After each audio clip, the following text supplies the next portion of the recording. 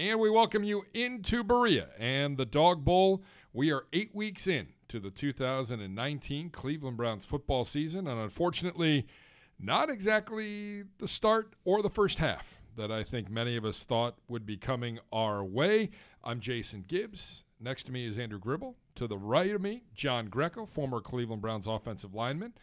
And guys, definitely a disappointing start to the 2019 season, but the good news is still plenty of football left. There were some good things in the Denver game, but some things still that you need to work on and figure out here as we get ready for the Buffalo Bills. Yeah, if you would have told me before the game that the team would only commit 5 penalties, I think 0 on offense the entire game, no turnovers, and the fact that they outgained the Broncos, I mean, there was some more. You would have 11 more minutes of time of possession. I mean, it just had all the stats were in your favor to win that game, and yet here you are on the losing end because it was the red zone issues over and over again. And I remember telling Nick during the game, my least favorite situation for this Browns team right now is 1st and goal at the 9-yard line.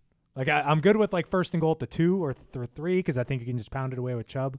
But it's like when they're in that zone, it's just like the offense kind of shuts down a little bit. Everything gets a little too clogged, and it's just been too much to overcome. And when you can't cash in those opportunities against a team like Denver, you're going to come out in the losing end because they're a good red zone defense team to begin with. They've only let touchdowns up in 2 of the last 16 times.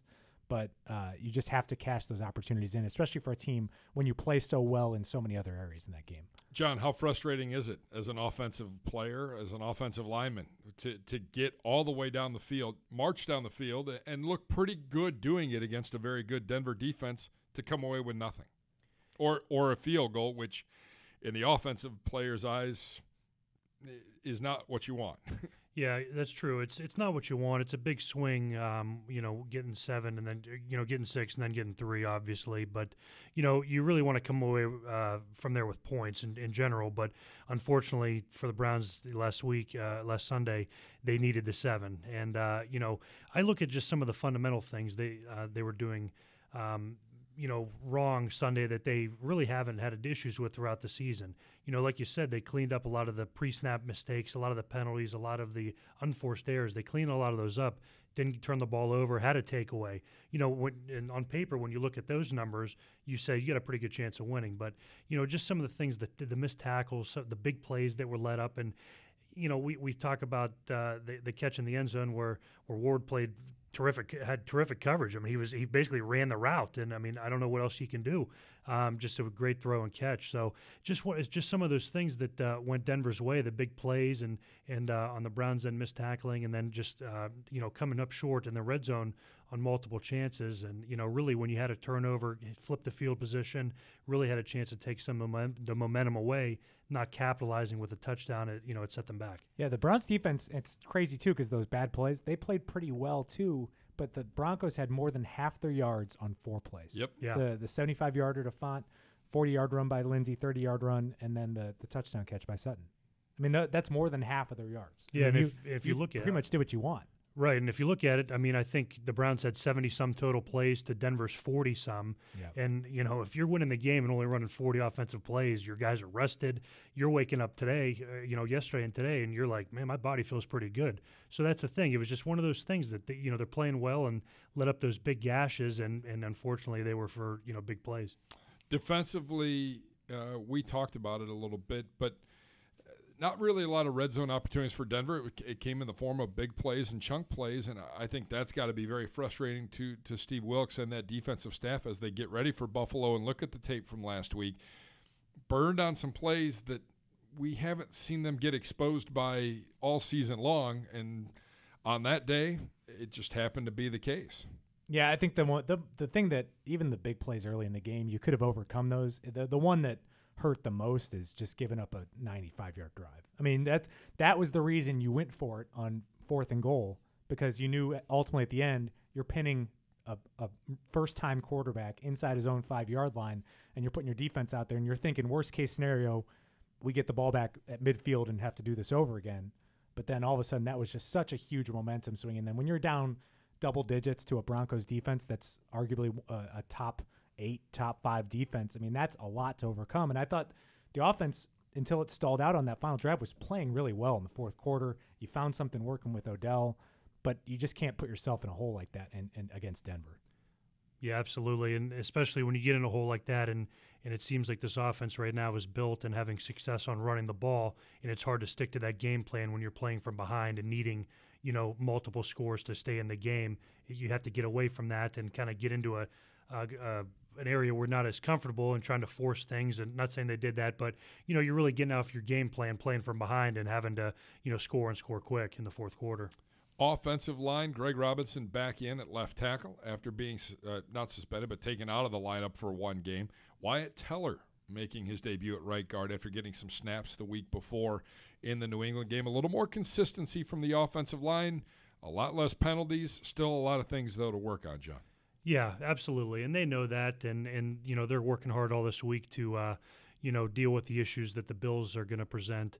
But I think with consistency and building their chemistry, coaches always say, regardless of talent, regardless of who's drafted where, who's signed where, they're going to try to put the best 5 guys that give the Browns offense the best chance to score. And maybe they think they've found that, and I think moving forward, providing this group, this 5, the opportunity to showcase that and work together in the second half of the year, and hopefully it works out. From my amateur eye, and you can correct me on this, it seemed like the mistakes that were made were maybe more communication-based. It wasn't like these guys were getting overpowered or outworked. I know Derek Wolfe, I think, gave Wyatt Teller some problems, but it looked like the plays that the Broncos made were maybe just kind of communication stuff, and not that they were just physically overmatched or anything like that. I would agree with that. I didn't see anybody that was like, this guy doesn't belong out here. He's just getting beat. He can't block anyone. I would agree with that. Like you said, I think it just takes time, takes reps, and you can practice all week all you want and try to get the quality reps you can, but it really comes on Sunday. You really get that in-game experience on Sundays. So you hope that those guys learn quick and that the transition is as seamless as possible, and moving forward, hopefully they figure that out. Again, a lot of talent on the football field for the Brown and Orange. Some mistakes, put themselves in a hole, and yet at the end of the game still found themselves with an opportunity to take the lead and ultimately win this game. Just cannot get over the hump, especially in the red zone, and a lot to work on here in these final 8 games. But I think there are a lot of things that can be overcome, and again, your schedule still is friendly. You are your number 1 opponent right now.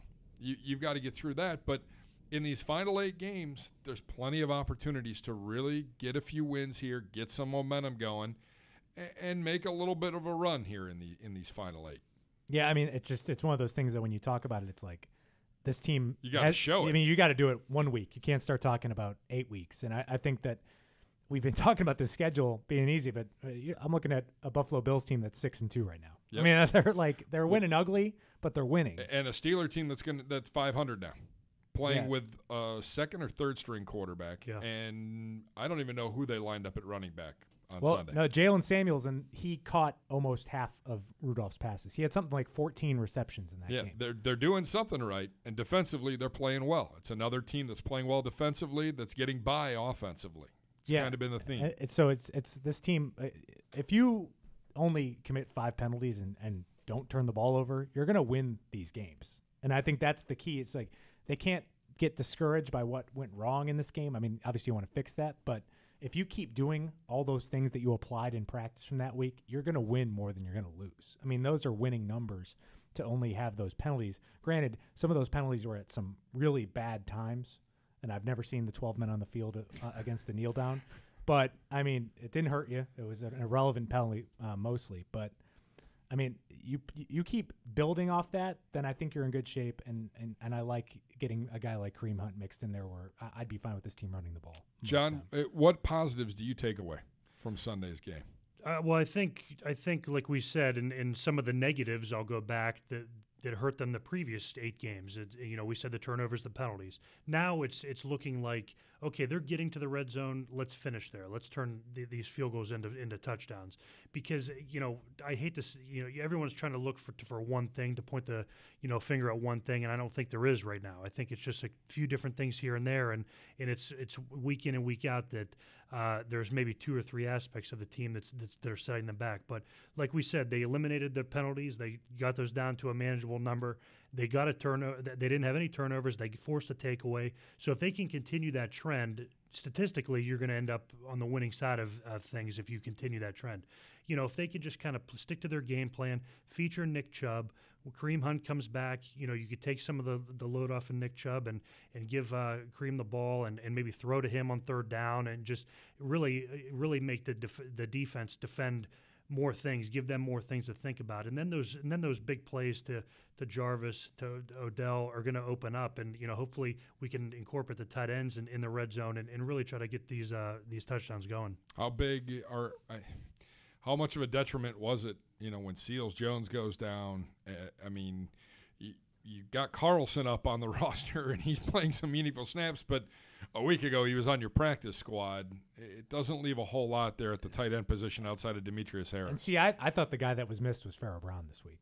I think that he's in there for blocking, and I think that you have a good run blocking offensive line, but I think he was a key piece that was maybe missing in there, and you didn't run the ball on the same level that you have before. I think you come into the game leading the league in yards per carry.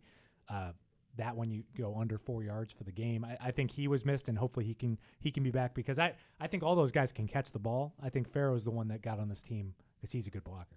Yeah, I agree, and then that allows you to do things formationally to leave him at the line of scrimmage and block for Nick Chubb. All right, so we look ahead to the Buffalo Bills.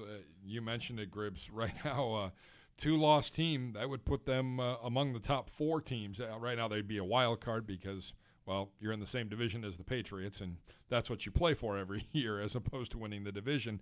But still a very, very good football team, especially on the defensive side of the ball. Yeah, and it's not really filled with a ton of big names or anything like that. They've got just good, solid players, and they're winning the games they have to. Again, their schedule has been very favorable. They've taken care of business against all the teams that they're supposed to beat. The only time they've really looked bad was against the Eagles. That was the only game that they've really played poorly. I thought they hung with the Patriots and played pretty well in that game. But that's a team where if we're talking about the difference between the Browns and the Bills right now, I think the Browns have more talent. The Browns have had the tougher schedule, but the Bills have clearly established knowing how to win, and I think that's something that the Browns are still trying to figure out. Yeah, I agree. They've found ways to win those games, whether it's create a turnover late in the game or make a big play or not let up a big long touchdown. They've just found ways to win the game, whether it's a big pass, a big run, stopping a team, holding them to a field goal in the red zone, maybe knocking the team out of field goal position and forcing a punt. So they found little ways throughout the game in critical situations and spots that's allowing them to be 6-2. Well, I'll just ask you: is that something a team has, or it doesn't? I mean, how do you, does it click at some point, like from your experience? I think you mean when you're scouting the other team? No, when you're on a team Yeah. that just has that ability, that knack. I mean, is that something you can feel within a team? I think so for sure. There's kind of an energy around when you may show up to a game and you say, okay, we're just struggling offensively for whatever reason. We're not running the ball like we have been this whole year. And then you say, look at our defense right now, man. You're talking to each other on the sidelines. You're like, man, they showed up today. They're playing. They're getting the ball for us. They're forcing punts. We got to hold our end up of the bargain. So it just kind of gives a spark, and that's when you need, whether it's a big hit on special teams on a coverage team, or a nice big return that sparks the offense to come out, or a pick, or a forced fumble, or a long pass on the offense to get a big chunk play. You play complementary team football, and I think that really helps. You're 2-6. As a former player, what are the guys in the locker room thinking? There's still 8 games to play, but now a lot has to happen for you to even think about making the playoffs. What's the mindset you have to have as a player here? And not just the last 8 games, but Sunday. You put everything that has already happened behind you. You can't worrying about what happened this first 2 months, 3 months, none of that matters anymore. Everything matters what happens this Sunday against the Buffalo Bills. You do everything you can to go 1-0 this weekend, and I know I've said that last week. So they have to approach each game as like a mini season. I don't care what we have to do, we have to win the game. Or do we have to rely on pass heavy? Let's do it. Let's score any way we can. Do we have to do more trick plays? Do we have to run the ball more? Do we have to run the ball less? Do we have to kick? Whatever. You do anything you can to try to win the game. You can't worry about statistics moving forward. What's our probability? What's our chance? Because you don't have any probability if you don't win this Sunday. If you do, then let's worry about the next week, next Thursday. So I think you just kind of take things into perspective, look at, kind of look things through a short lens, say we have the Bills coming in town this weekend, let's get a win. Anything in terms of not that you're looking ahead to the next opponent, but it is a quick turnaround with a game on Thursday night against a division rival and the start of 5 division games coming up in your last 7. So do you have to start preparing in addition to preparing for Buffalo? Are you starting to watch film? Are you starting to get ready for Pittsburgh as well, or is it just totally getting ready for Buffalo here? Right now, it's strictly Buffalo. You can't look ahead. When you start doing that, I'm sure the guys that are scouting and watching the tape and doing the breakdowns and the cut-ups, they're working ahead. But as a player, you have eat one plate at a time at the buffet. So you worry about the Bills this week and then move on. But with that being said, I think every player is different. For me, later in my career, I like those short weeks, those Thursday games, because generally there were a lot of walkthroughs. Even though it was a short week, you kind of had a chance to get your body back. You weren't getting banged up at practice. It was more mental. Now, as a younger player, I needed to watch more tape. I needed more live reps at practice, so I needed more time. So I think everyone's a little bit different. Like I said, later in my career, I was all about, man, I know what Pittsburgh's done. I know them, their personnel. I know their film. I could just kind of watch it, sit on my couch, and I know what to expect. But like I said, everybody's different. Gribble, looking ahead, final thoughts here as we put this ugly, ugly Denver game to bed and looking ahead to Buffalo. It's more of an ugly October. I mean, we went over October, and that's what is hanging with you right now. I mean, that we felt so good at 2-2, beating the Baltimore Ravens, who have simply just they responded in a different way and have built themselves into a huge lead in the division. But just take care of business. You have 3 home games in a row. Not many teams get gifted that kind of set of games at home. You really don't get on a plane until mid-December. I mean, this is a nice stretch of games that should be easy on you travel-wise. The opponents have worse records. I mean, if you just take care of business during this stretch, you can make your December interesting. There's nothing guaranteed now that the best possible outcome is 10-6, but most often, and especially in this conference, 10-6 would be enough to get it done. So you just have to keep building off these wins and remember those good feelings from last year, because I know when we were here last year, once you beat the Falcons, that one game that moved you to, I think it was 3-6-1. Yes. Even after that game, you felt like going into every week, you felt like the Browns were going to win, and I think that's just what you have to get that feeling back. All right, guys. John, a pleasure as always. We'll talk to you next week as we get ready for Thursday night football and the Pittsburgh Steelers. But first, a date with the Buffalo Bills. And we'll have all the coverage for you on Cleveland Browns Daily and on the best podcast available as we preview the Bills later on in the week. Make sure you log on to clevelandbrowns.com or wherever you get your podcasts. Subscribe today to the best podcast available. For John Greco, for Andrew Gribble, I'm Jason Gibbs. Thanks for listening to the best podcast available.